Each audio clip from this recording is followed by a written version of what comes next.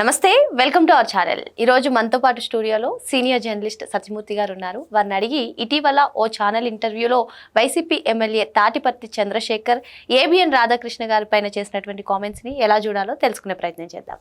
నమస్తే సార్. నమస్కారం. సార్, ఇటీవల ఒక ఛానల్కి ఇచ్చినటువంటి ఇంటర్వ్యూలో తాటిపర్తి చంద్రశేఖర్ ఏ విధంగా కామెంట్స్ చేశారో వినిపిస్తాను సార్. పక్క రాష్ట్రంలో తలదాచుకొని ఉన్నాను, నాకు పక్క రాష్ట్రంలో గవర్నమెంట్ సపోర్ట్ చేస్తుంది, నన్ను ఎవడు ఏం చేయలేడు అనేటటువంటి ఆ భావన, ఆ గర్వం, ఆ అధికార మదం, ఆ ధన గర్వం, ధన బలం, తనకున్నటువంటి కుల బలం, తనకున్నటువంటి పత్రికా బలం, ఇవన్నీ నిన్ను కాపాడలేవు అని తనకు వాన్ చేయటానికే మేము అక్కడికి వెళ్ళాం. అడుగు దూరంలో వదిలిపెట్టి వచ్చాం. అడుగు లోపలికి వేయడం పెద్ద సమస్య కాదు అని చెప్పొచ్చు. ఏబిఎన్ రాధాకృష్ణ గారు పక్క రాష్ట్రంలో దాక్కున్నారు, ధన బలం, కుల బలం, ఇటువంటి పత్రికా బలం అడ్డు పెట్టుకుని ఇటువంటి రాజకీయాలు చేస్తున్నారు అన్నట్టుగా ఈయన చేసినటువంటి కామెంట్స్ని ఎలా చూడాలంటారు? అతనికి బేసిక్ నాలెడ్జ్ కూడా లేదు. మరి అతను ఇటువంటి వాళ్ళే ఉన్నట్టున్నారు. మొత్తం జగన్మోహన్ రెడ్డి చుట్టూతా ఇటువంటి వాళ్ళే ఉన్నట్టుగా ఉన్నారు. రాధాకృష్ణ ఆయన తెలంగాణ వ్యక్తి, తెలంగాణలో పుట్టి పెరిగిన వ్యక్తి, తెలంగాణవాది. ఆయన పక్క రాష్ట్రంలో తలదాచుకోవటం కాదు. తాటిపర్తి చంద్రశేఖర్, నువ్వు వెళ్ళి హైదరాబాదులో తలదాచుకుంటున్నావు. నువ్వు హైదరాబాద్, నీ వ్యాపారాలు అన్నీ హైదరాబాద్లో పెట్టుకొని నువ్వు వలసపోయినట్టు. రాధాకృష్ణ వలసపోలా, రాధాకృష్ణ అక్కడే ఉన్నాడు, తెలంగాణలోనే ఉంటాడు.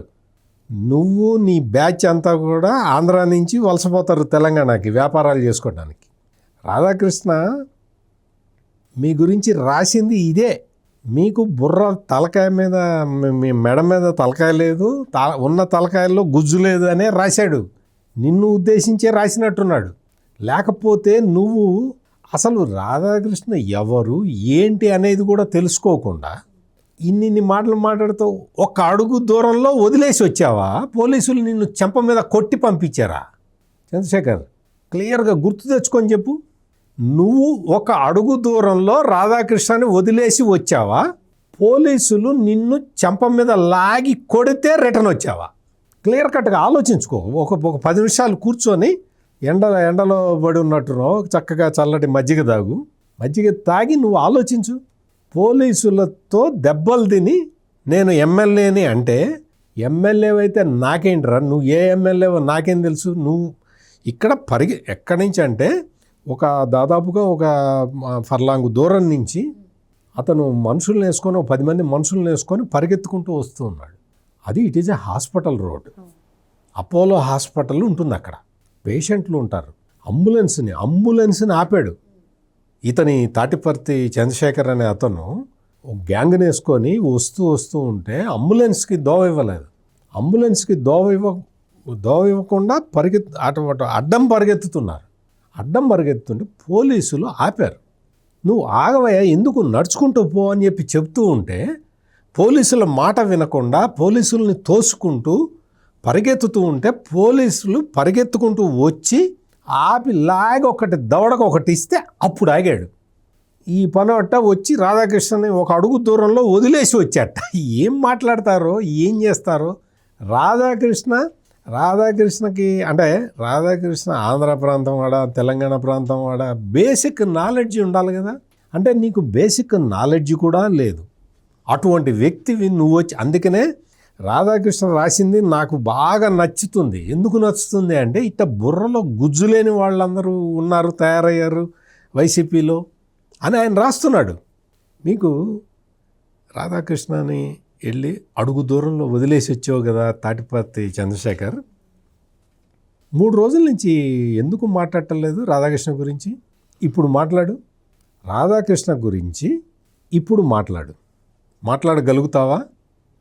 నీకు, నీ బాస్కి, నిన్ను పంపించినోడికి, మీ అందరికీ ధైర్యం ఉందా? రాధాకృష్ణ తన మొన్న సండే వచ్చిన కొత్త పలుకులో ఒక విషయం రాశాడు. అది చదివిన తర్వాత జగన్మోహన్ రెడ్డికి చెమట పట్టి ఉంటుంది. నీకు 20-25 ఏళ్ల కిందట నీ ఇంట్లో ఏం జరిగిందో నేను చెప్తాను అని చెప్పి ఆయన చేసిన ఒక కామెంట్ తోటి వీళ్ళందరి గుండెల్లో రాయబడ్డది. ఆగిపోయారు. ఇంకెవరు, జగన్మోహన్ రెడ్డి చెప్పాడు అందరికీ మాట్లాడద్దు, రాధాకృష్ణ గురించి ఎవరు మాట్లాడద్దని. మీరు కావాలంటే చూడండి, రాధాకృష్ణ గురించి ఎవడు మాట్లాడాల. ఎందుకు మాట్లాడటంలే? నువ్వు వచ్చే ఒక్క అడుగు దూరంలో వదిలేసావు కదా రాధాకృష్ణని. మాట్లాడు, ఇప్పుడు మాట్లాడు. నువ్వు నీ దయాధర్మం మీద నువ్వు వదిలేసి వచ్చినట్టు చెప్తున్నావు కదా చంద్రశేఖర్. ఇప్పుడు మాట్లాడు. నీ బాసే మాట్లాడలేకపోతున్నాడు, నువ్వెంత? ఇతను ఇదే తాటిపర్తి చంద్రశేఖరు ఎమ్మెల్యే కదా. ఎమ్మెల్యే అంటే అసెంబ్లీకి వెళ్తే ఎమ్మెల్యే అంటారు, లేకపోతే ఎమ్మెల్యే అనరు. ఇతనికి గవర్నర్ స్పీచ్కి బడ్జెట్ స్పీచ్కి తేడా తెలియదు. గవర్నర్ స్పీచ్ ఇస్తే బడ్జెట్ స్పీచ్ అసలు బాగలేదని చెప్పిన వ్యక్తి ఇతను. అంటే ఇటువంటి అసలు హాఫ్ నాలెడ్జ్ అని కాదు, పావు నాలెడ్జ్ ఉన్న వాళ్ళని తీసుకొని వెంట పెట్టుకొని తిరుగుతూ ఉంటే జగన్మోహన్ రెడ్డి నీ పరువు పోతుంది. అంటే అఫ్కోర్స్ జగన్మోహన్ రెడ్డికి పరువు ఏమీ పెద్ద అంతగా లేదు, కానీ నువ్వు ఎవరినైనా ఒక మాట అనేటప్పుడు ఆలోచించుకోవాలి. హైదరాబాద్ వెళ్ళి ఆంధ్రజ్యోతి ఆఫీసు దగ్గర ధర్నా చేసావు, ఏమైంది? ఏం సాధించావు? పోలీస్ కేసు పెట్టారు. పోలీస్ కేసులో మొత్తం 22 మీద పోలీసులు కేసు పెట్టారు, అందులో నువ్వు కూడా ఉన్నావు. నీ పరిస్థితి ఏంటి? కేసుకు రావాలా హైదరాబాదు? నీకు ఇంతకు ముందర కూడా జగన్మోహన్ రెడ్డి ఆ నాంపల్లి కోర్టులో అటెండెన్స్ ఇవ్వాల్సి వచ్చినప్పుడు కూడా ఈ తాటిపత్తి చంద్రశేఖరే మనుషుల్ని తెప్పించాడు. లారీలో ఎర్రగొండపాలెం నుంచి మనుషుల్ని తెప్పించి వాళ్ళు హైదరాబాద్కు వచ్చి సీఎం సీఎం సీఎం అని అరిచారు. అంటే తెలంగాణకు సీఎం అవుతాడా ఈ జగన్మోహన్ రెడ్డి? అప్పుడే చెప్పాను, నాలాంటి వాళ్ళు చాలామంది చెప్పారు, హైదరాబాద్ వచ్చి సీఎం అని అరుస్తారేంద్రా, మీకు అసలు బుర్ర ఉందా అని అడిగారు. హైదరాబాద్ వచ్చి సీఎం సీఎం అని అరిస్తే అర్థం ఏంటి? తెలంగాణకి సీఎం అవుతావా ఈ జగన్మోహన్ రెడ్డి? అంటే వాళ్ళకి ఏమాత్రం బేసిక్ కూడా నాలెడ్జ్ కూడా లేని వ్యక్తులు వీళ్ళందరూ. మా ఎర్రగొండపాలెం నుంచి ఆ బస్సులు వేసుకొని రావటం, హైదరాబాద్ వచ్చి జగన్మోహన్ రెడ్డిని అదే బ్యాచ్ కోర్టు దాకా తీసుకెళ్ళటం, మళ్ళీ అక్కడి నుంచి ఇదంతా కాంట్రాక్టు డబ్బులు. ఇటువంటి బ్యాచ్ని వేసుకొని తిరిగే ఈ వ్యక్తి వచ్చి ఏబిఎన్ మీద, లేకపోతే ఆంధ్రజ్యోతి మీద, లేకపోతే రాధాకృష్ణని తెలంగాణ సీఎం కాపాడుతాడని ధైర్యమా? ఏమైనా నీకు అసలు నాలెడ్జ్ ఉందా? నీకు ఏదన్నా బేసిక్ అయినా ఇన్ఫర్మేషన్ ఉండాలి. అటువంటిది ఏమీ లేకుండా ఈ మాట్లాడి నువ్వు ఏదో మాట్లాడావు ఆ ఛానల్లో, ఆ ఎదురుగా క్వశ్చన్ అడిగే అతనికన్నా కొంచెం ఉండాలి కదా, కొంచెం ఉండి చెప్పాలి. రాధాకృష్ణ తెలంగాణ బహుశా అతనికి కూడా తెలియదేమో, ఆ ఎదురుగా ఉన్న అతనికి కూడా రాధాకృష్ణ గురించి తెలియదేమో. అంటే వీళ్ళందరూ కూడా వచ్చి హైదరాబాద్ వచ్చి వ్యాపారాలు చేసుకుంటూ, రాజకీయాలు చేసుకుంటూ, డబ్బులు సంపాదించుకుంటూ, ఈ జగన్మోహన్ రెడ్డి అధికారంలో ఉన్నంతకాలం ఆంధ్రప్రదేశ్ ప్రజల్ని కొల్లగొట్టి తీసుకొచ్చి హైదరాబాద్ రియల్ ఎస్టేట్లో పెట్టుబడులు పెడతారు. వీళ్ళందరూ చేసే పని అది. మనం మద్యం కుంభకోణంలో కొట్టేసిన డబ్బులు, మద్యం కుంభకోణం ఎక్కడ జరిగింది? ఆంధ్రాలో జరిగింది.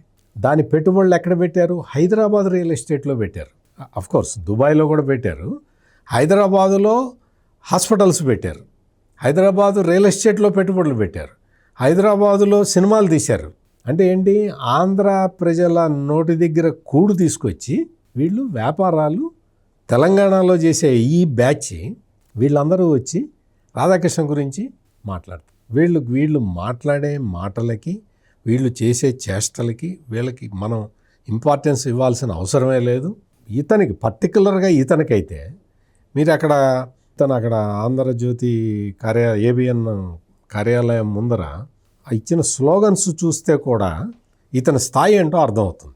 ఇతను అక్కడ ఇచ్చిన స్లోగన్లు ఇవాళ వెళ్ళి ఇచ్చిరమ్మను. అసలు నువ్వు తాటిపత్తి చంద్రశేఖర్, నిన్ను ఒకటే స్ట్రైట్ క్వశ్చన్ అడుగుతున్నా.